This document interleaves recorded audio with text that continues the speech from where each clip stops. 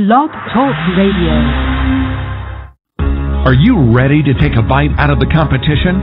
Are you looking for ideas to make your business better? Welcome to the Core Business Show with Tim Jacquet, sponsored by Apple Capital Group.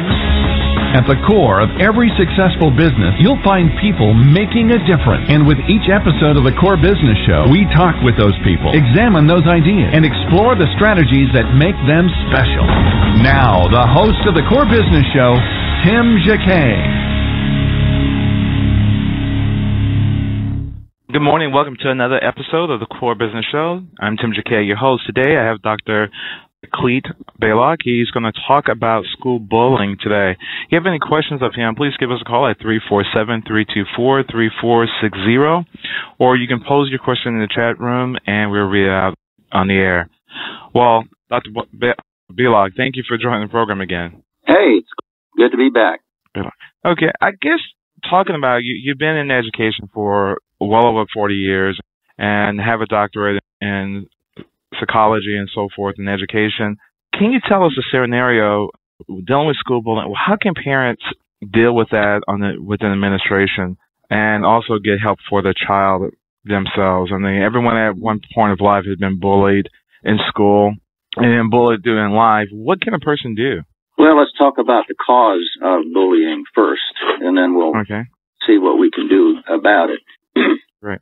In my book, I write about the 5 basic needs of all people, and that includes you, it includes kids, it includes parents, it includes anybody in business who is a leader. All have 5 basic needs. Philosophers for centuries have been talking about that, going back to Nietzsche, going back into the 18th and 19th century. The first basic need they came up with was what they called the will to live. Everybody wants to be alive, wants to live. The second one is the will to happiness. Everybody wants to be happy. And happiness is a very fleeting thing. But Nietzsche came along and he says, yeah, that's true. The will to live and the will to be happy is there, but there's a higher need. And he talked about the will to power. Everyone wants power. And with power comes the ability to control. And I'll ask you a simple question, Tim. How does it feel when you're in control versus when you're not in control? It feels good when you're in control of things, so then versus predicting the unknown. But some people live that way. Yeah.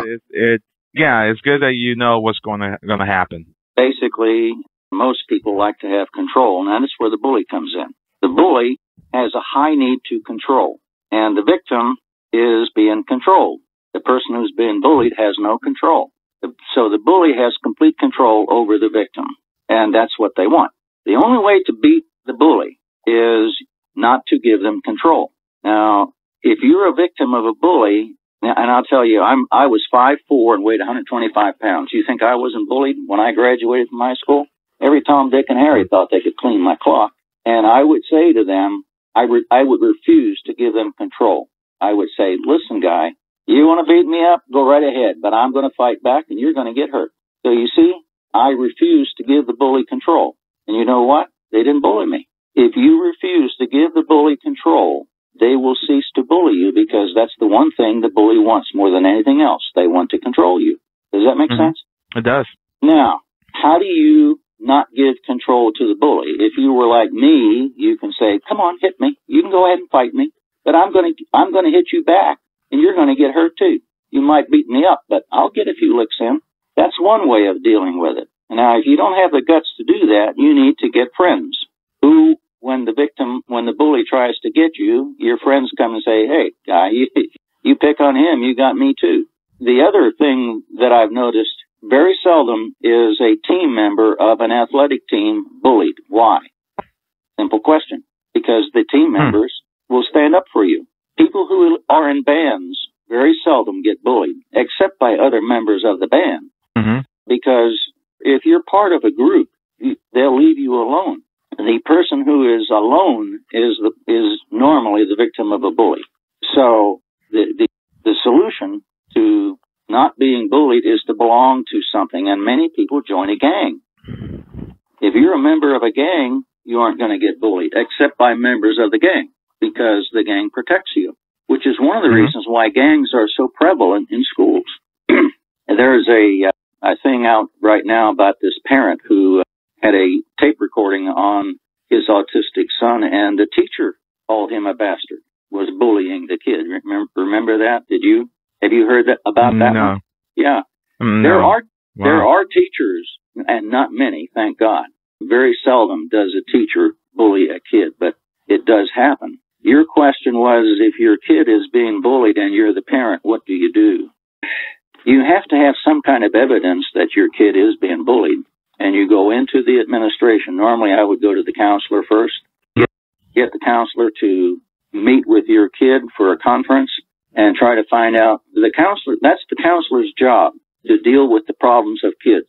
Assistant principals normally are disciplined. I would request a meeting if I were a parent and I had a kid who was being bullied. I'd request a meeting with the counselor to go over the issues.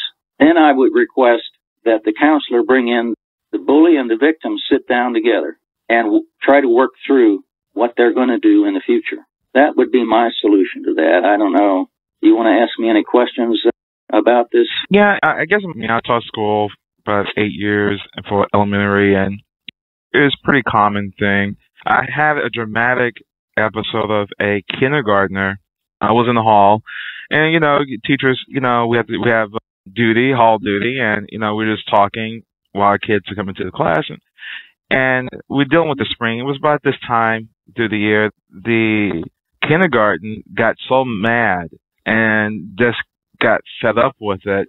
She walked in the class with a backpack, pulled out this big old butcher knife, and we were in shock that it got to that point. And she was getting ready to go attack this little girl. She was threatening her. You do one more thing. She was really adamant about it. And she was a little smaller kid, but she got to the point where she was real feisty that she was going to inflict harm. But what can you do with a kindergartner? If it happened with a third grader, then, we had to take some other action. But really, this is a 5-year-old. It was that extreme that she went through the effort and then got tired of it and went to the point that she was getting ready to there you go violence. Again with the control issue. If you don't have control, you will do something to get control. And this kid went with a knife. I have a manuscript that's been published. What's the potential for violence at your school? There is a survey on bullying behavior that a guy who has the Bully Free program, Dr. Alan Bean, if you get on the web and put in Bully Free, you'll find him. I created a survey to measure bullying behavior in schools. What kind is there? How does it happen? Where does it happen? How does it get reported? What do the bystanders do? What do the adults do? Anybody out there that wants to know what's going on at their school can get the survey and analyze what's going on at their school. And every school in the United States should do that. They need to know what the potential for violence is at their school. How many kids get bullied in a normal school? It's usually upwards of 10%. So if you got 1,000 kids in a school, which is not uncommon anymore, you got 100 kids who are being bullied. The potential for violence, when kids get fed up and they come back and say, I'm tired of being controlled by that bully, I'm going to get an equalizer. And a knife is an equalizer. A gun is an equalizer. Absolutely. And some kids will get fed up and come back with an equalizer. Others belong to teams and groups, like I said, join a gang, get their older brother to beat up the bully. When I was a freshman in high school, my older brother was a senior. Nobody messed with me while he was there. So the third basic need that people have is control. They want to have control. And if you just think of politics, the Republicans and Democrats, control, is that an issue? Absolutely. You think of the Middle East and what's going on over there. It's all about control. Power. Wow. Imagine power. Imagine each one is bullying each other in Congress. So the crazy thing is, you have to have a highly controlled environment. The United States is a highly controlled environment. Within that environment, you want to give your people control without giving it up. So we have the legislature, we got the president, we got the judicial system, we got the police, the fire department, and all of these controls in the United States that give us a highly controlled environment. Within that, our citizens have a lot of control. They can go to the church they want to go to, the bank they want to go to, subscribe to this, and on with the freedoms that we have. So you see, we have control in the United States. Now, when you go to the Middle East, the highly controlled environment is not there. And the people are trying to gain control away from the dictators. The dictators are trying to keep it back. So you have a very unstable environment there. So in school systems, you need a highly controlled environment. But within that, you need to give the kids control and the teachers control. And that was what we talked about on our earlier interview. How do you give the students control without giving it up? And, of course, bullying is part of that. Now, the fourth basic need that people have is the will to care. Now, what would it be like, Tim, if you woke up one morning and realized that nobody in this world cared about you? Nobody. That just feel awful. It would feel awful. So everybody in this world has a need to have someone care about them. Well, how many kids go to school believing the teachers don't care about them? It's upwards of 50%. How many kids go to school believing the other kids don't care? That is also upwards of 50%. Well, if you're a high school kid and you go to school believing that nobody cares about you, teachers don't care about you, the other kids don't care about you, and you have no control, you have to obey the rules, you've got to study what you're supposed to study, behave or get sent to the office, nobody cares about you and you have no control. Do you think that kid is prone to drop out? Absolutely. They have no desire to go to school. That's why dropouts at the 9th grade are so high. That's why 50% of the kids in most of the schools in the United States don't graduate. You see, the school's environment that we have today does not meet the needs.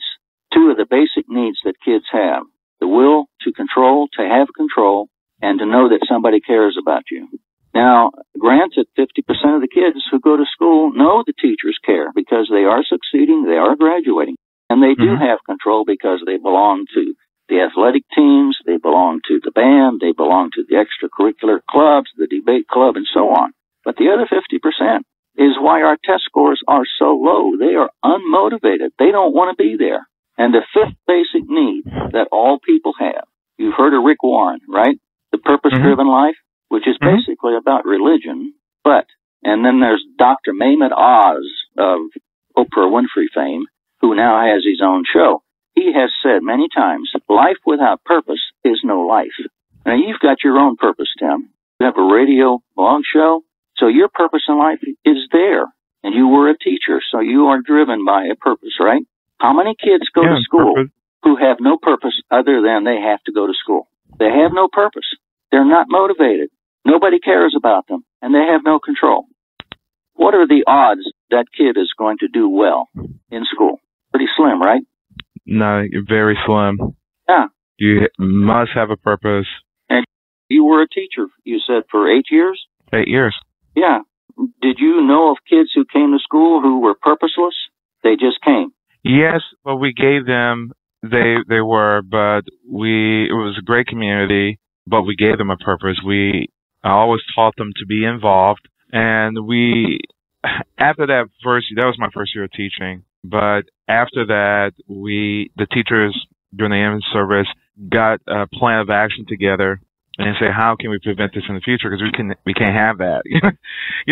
Bullying to the point that a person come and threaten. And the kids' parents, one was a well-known football coach, and the other one was, I think the mother was an executive for an oil company. And but I guess you have those isolated worlds because we had another issue with another kid who parents were attorneys. One parent was a DA, and the other parent was another successful attorney. And we had those type of kids that they really couldn't. It's really hard for them to talk to their parent because they have to make time they actually make appointments with their parents. And this is we were beginning to get cell phones, but they were still pretty expensive, in the early 90s. Those were reserved for maybe your high school students when you really need to keep tabs on them, not with elementary. But we came with a plan of action, and our purpose is to get them all involved, get them involved with something. And we didn't think about, that would bring the bullying down, but getting all the kids involved with something kind of kept the energy up, kept them motivated, and the last 7 years over there, we didn't have really any issues like that beyond that first year. Yeah, so you came from a community where parents were involved, Parents are crucial. And they weren't involved. I mean, that would come immediately. However, they were kind of dealing with that type of parent that was extremely busy. So we had to provide something that can give the kids an outlet of that energy. Because we have the but again, we had to make appointments with parents because they had all these responsibilities. And it's something like if you're on the bench or you're a judge, you know, it affects the whole system. So some were small business owners, and they were really busy. So when we got the kids involved with a kind of vocational program, either arts or music or speech or whatever, then we had less problems out of them discipline-wise and across the board. But they were involved, and they were happy. They would stay to school at 6 o'clock without any question whatsoever. Parents. Well, you were very wise because you tried to create an environment where these basic needs were being met. When you're talking to me the way you were, it is obvious that you cared about the kids. We cared. Yeah, and your involvement with them, you showed the kids that you cared. So those kids that you were involved with, their basic needs were being met. You gave them some control. You cared about them. You created the purpose for them. Many schools don't think about these basic needs that kids have or that teachers have. So the environment there is, what is your purpose? You go to administrators and teachers and say, what's your drive? And it's improve test scores. Oh, you're going to improve test scores. Well, what factors create situations where test scores are likely to improve? If the 5 basic needs of kids are met, test scores are going to improve automatically. But they don't focus on the 5 basic needs. Anyway.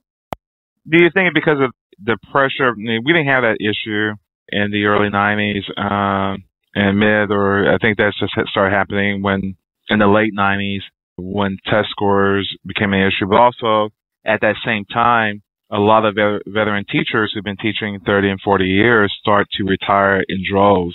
I mean, they're maxed out.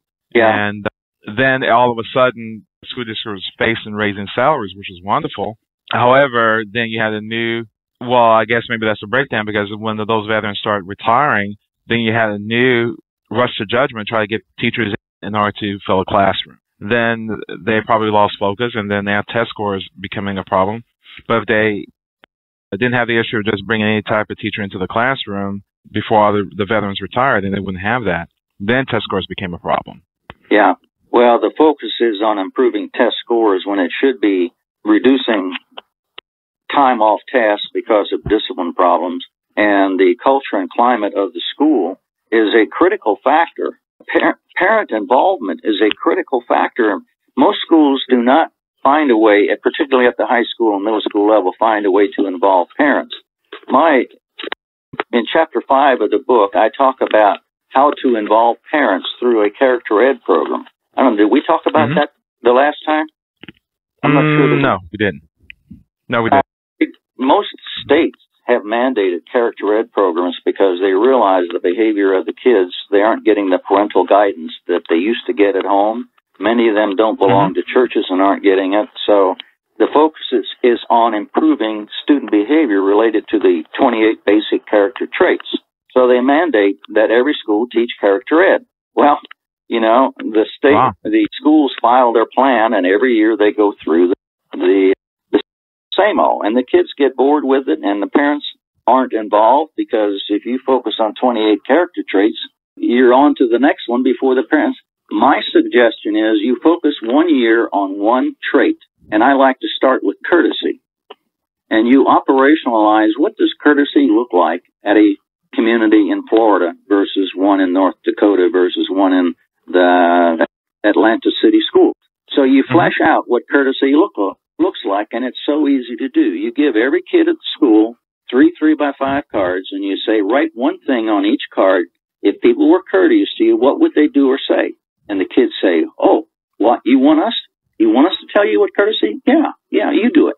Then you give cards to all the teachers and the cooks and custodians and secretaries. Write one thing on each card. If people were courteous to you, what would you want them to do or say? On the next open house to parents, you say, we're going to focus on courtesy for the whole year. Here's 3 3x5 cards. On each card, write what courtesy would look like if people were courteous to you.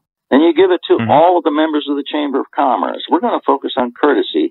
So you see, you get the whole community focused, and you come up with 10 common behaviors. This is what courtesy looks like at whatever the town is or wherever the community is. And the charts go up in all the businesses, goes up on all the refrigerators, all the churches, every classroom, every school bus. Courtesy. This is courtesy here. And for a whole year, you hammer courtesy. You think that wouldn't involve the parents? Wouldn't change behavior? Definitely. And, if we go back in the 50s and the 40s and 50s and 60s, we had something similar to that. Everyone was kind to each other. You had dance classes, manners, and so forth, etiquette classes.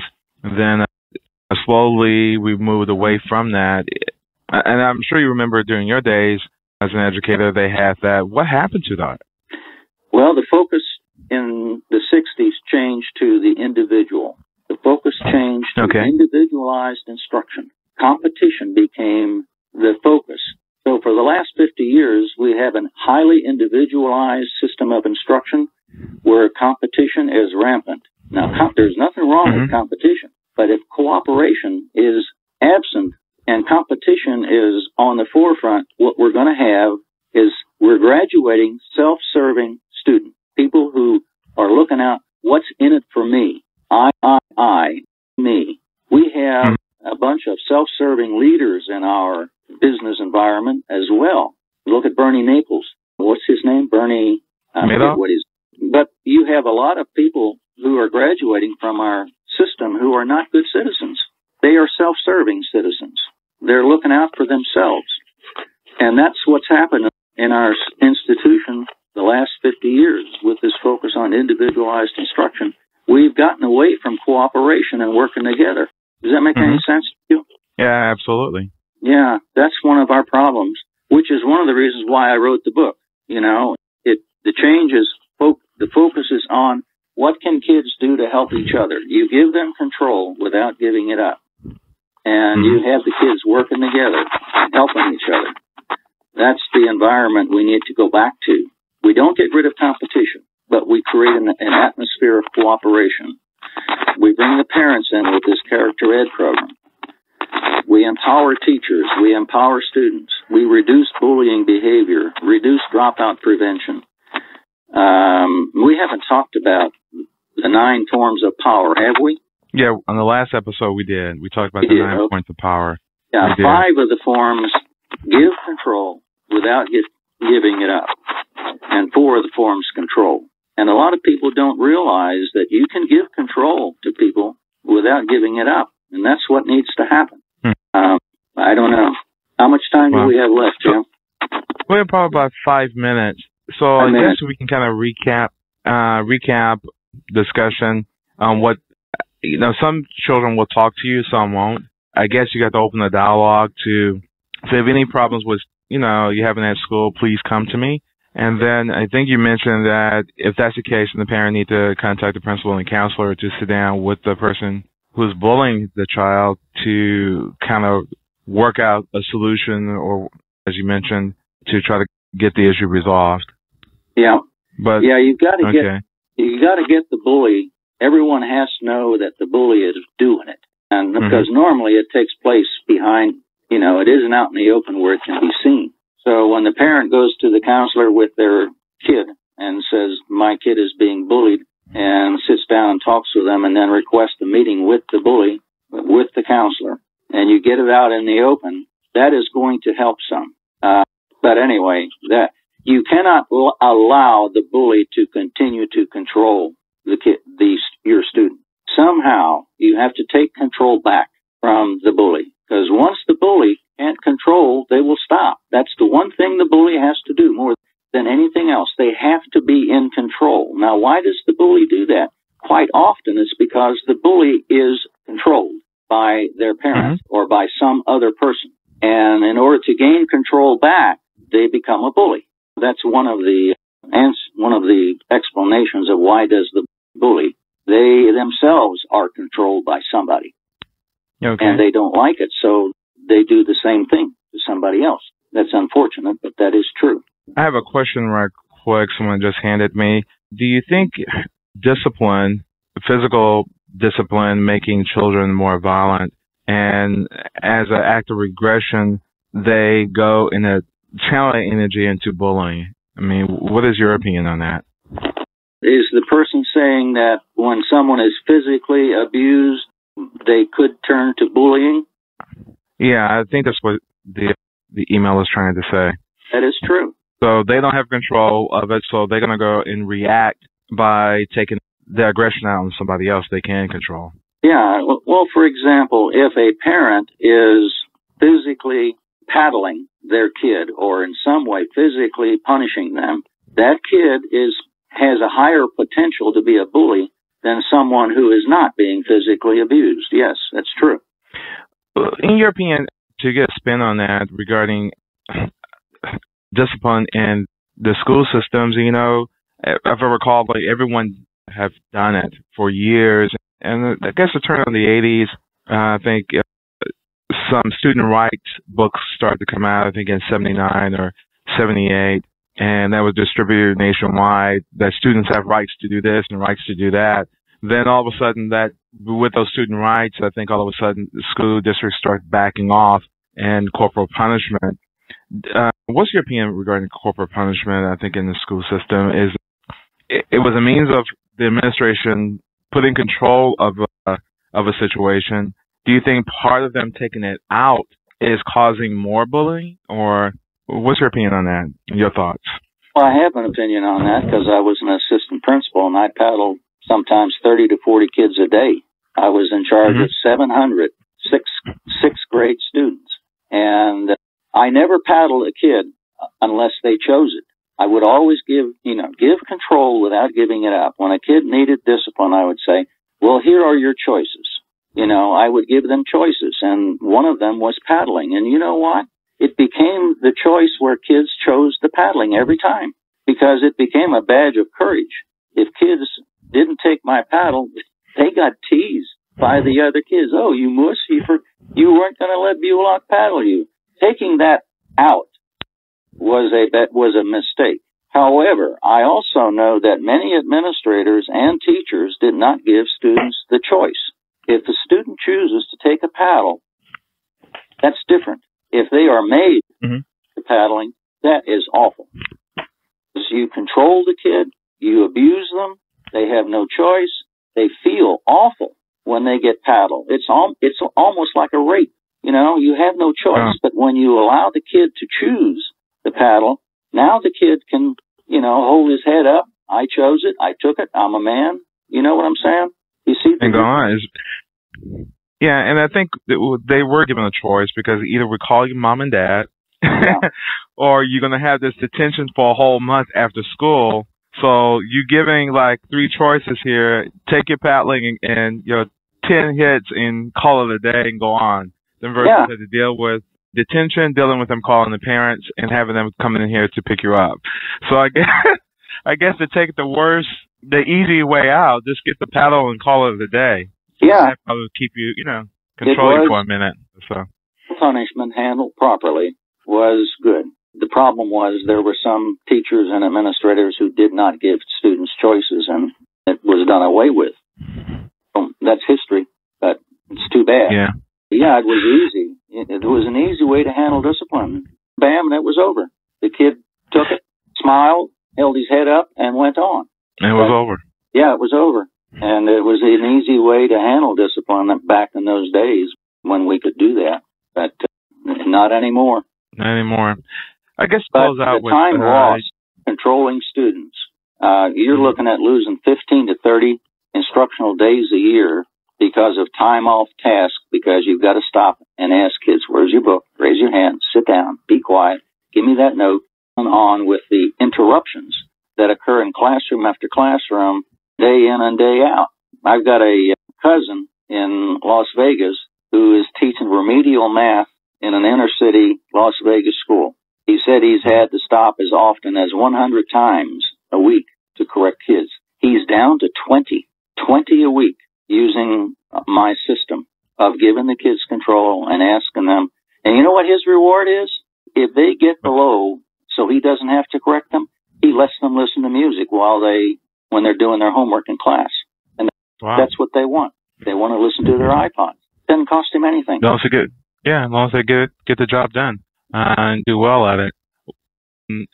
Here's another question real quick before we go. We got about a few minutes left.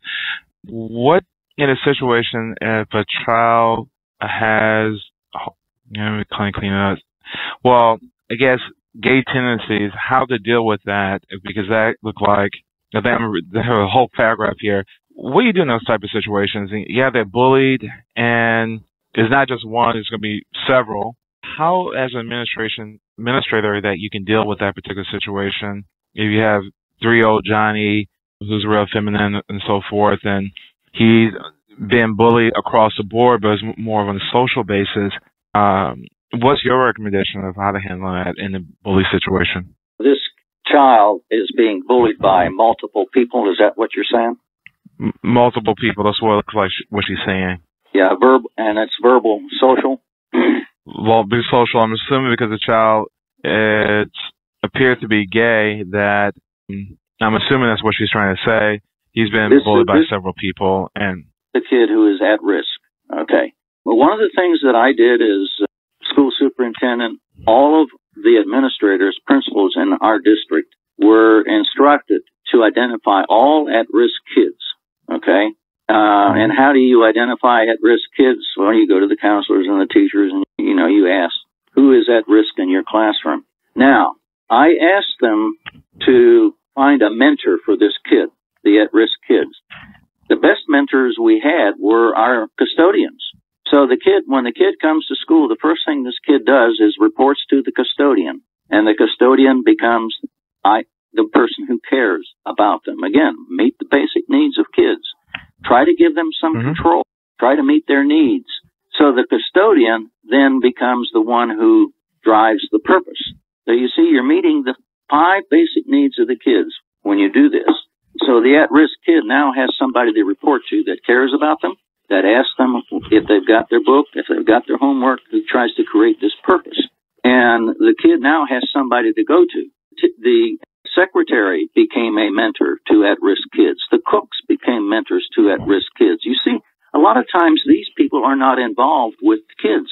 They feel out of the loop.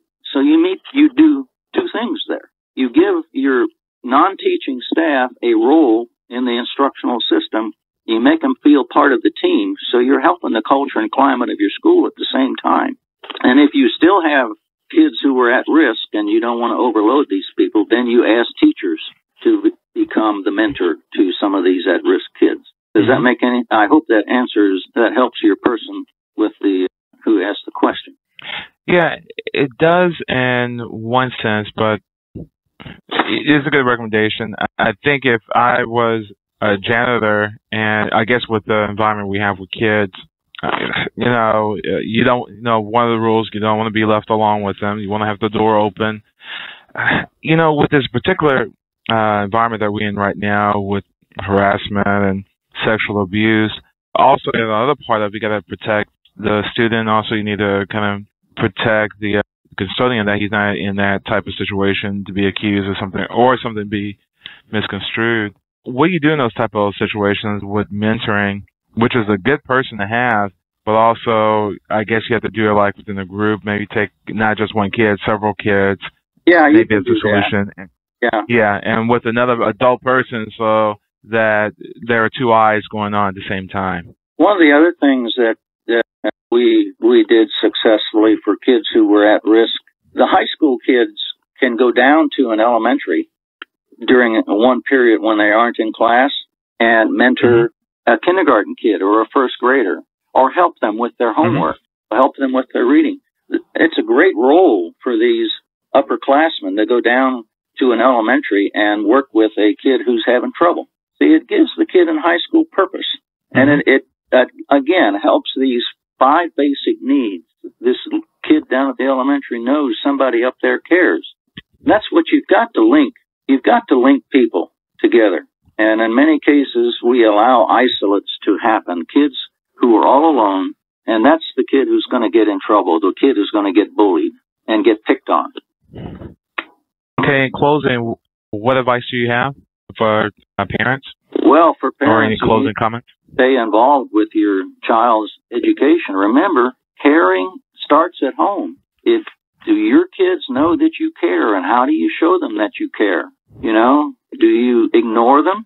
What do you do to show your kids that you care? What do you do to make sure your kids have a purpose in life? Do you give your kids control, or do you take control? And I'll give you a perfect example. Let's say your kid is going out on a date. You have a curfew of 1 o'clock. If you give your kid control without giving it up, you would say, what time are you going to be home tonight? That's given control. Haven't given it up. And if the kid says 1 o'clock, you say, okay, great, see ya. If the parent says, remember, the rules are you be home at 1 o'clock tonight. See, that's a big difference in the way you treat your kid, isn't it? Yeah, absolutely. In one, you control the kid.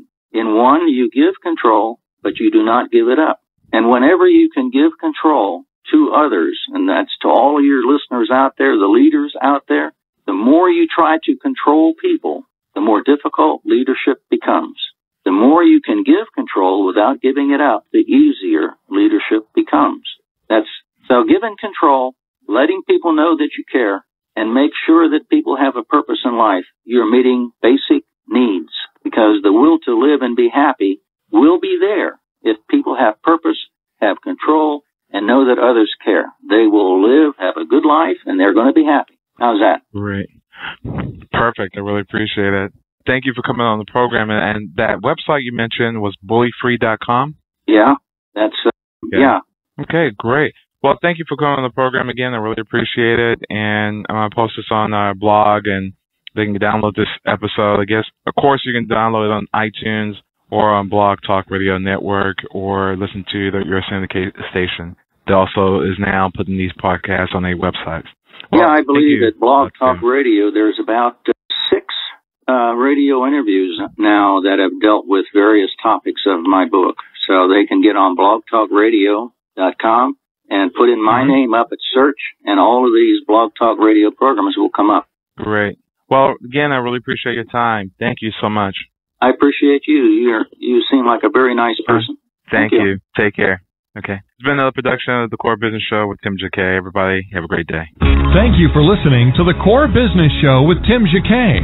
For more information about equipment financing and asset-based loans, visit our website, applecapitalgroup.com. That's applecapitalgroup.com. Or call us at 866-611-7457. We hope you'll join us for our next episode. And remember, you can always get to the core via iTunes. You'll find all our previous episodes there. And thanks again for listening to The Core Business Show with Tim Jacquet.